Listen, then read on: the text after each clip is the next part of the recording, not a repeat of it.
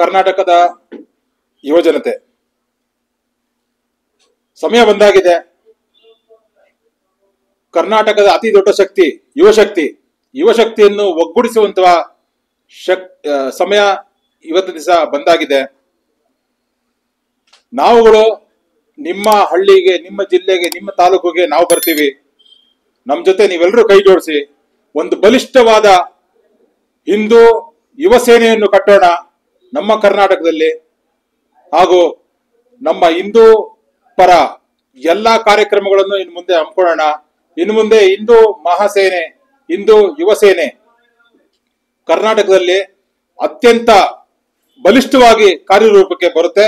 ಹಾಗೂ ಸಂಘಟನಾ ದೃಷ್ಟಿಯಿಂದ ನಾವು ಇಡೀ ರಾಜ್ಯವನ್ನು ಪ್ರವಾಸ ಕೈಗೊಳ್ತಾ ಇದ್ದೀವಿ. ಇಡೀ ರಾಜ್ಯ ಪ್ರವಾಸ ಕೈಗೊಂಡು ಸಂಘಟನೆಯನ್ನು ಬಲಪಡಿಸಿ ಹಿಂದೂ ಯುವಕರನ್ನ ಒಟ್ಟಿಗೂಡಿಸಿ ಇನ್ನು ಮುಂದಕ್ಕೆ ಕರ್ನಾಟಕದಲ್ಲಿ ಯಾವುದೇ ಹಿಂದೂಗೆ ಅನ್ಯಾಯ ಆದ್ರೆ ನಾವಿದೀವಿ ಅನ್ನೋ ಒಂದು ಅಭಿಯಾನ ಈ ಮುಖಾಂತರ ಎಲ್ಲರಿಗೂ ತಿಳಿಸಕ್ಕೆ ಇಚ್ಛೆ ಪಡ್ತೀವಿ.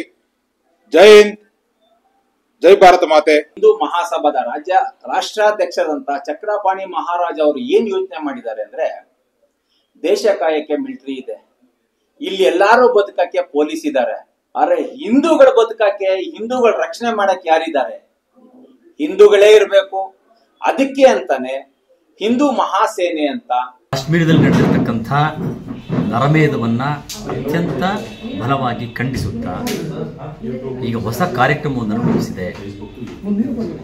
ರಾಷ್ಟ್ರಧರ್ಮ ಈ ನೆಲದ ಧರ್ಮ, ಗೋಧರ್ಮ ನಮ್ಮ ಧರ್ಮ ಮತ್ತು ಶಾಶ್ವತವಾಗಿರತಕ್ಕಂಥ ಸನಾತನ ಧರ್ಮ ಪರಂಪರೆಯ ರಕ್ಷಣೆಯನ್ನು ಮಾಡುವುದಕ್ಕೋಸ್ಕರವಾಗಿ ಕರ್ನಾಟಕದಾದ್ಯಂತ ಹಿಂದೂ ಮಹಾಸೇನೆಯನ್ನ ರಚನೆಯನ್ನು ಮಾಡ್ತಾ ಇದೆ. ಇದರ ಮುಖ್ಯ ಉದ್ದೇಶ ನಮ್ಮ ಸಂಸ್ಕೃತಿ, ಸದಾಚಾರ, ಸಂಪ್ರದಾಯ, ಸನ್ನಡತೆ, ಸದ್ಧರ್ಮ ಇವುಗಳನ್ನು ರಕ್ಷಣೆ ಮಾಡ್ತಕ್ಕಂಥದ್ದು. ನಮ್ಮ ಹೆಣ್ಣು ಮಕ್ಕಳನ್ನು ಬೇರೆಯ ಧರ್ಮಕ್ಕೆ ಮತಾಂತರ ಮಾಡುವಂತಹ, ಮೋಸ ಮಾಡುವಂತಹ ಕೃತ್ಯಗಳಿಂದ ಸಂರಕ್ಷಣೆ ಮಾಡುವಂಥದ್ದು.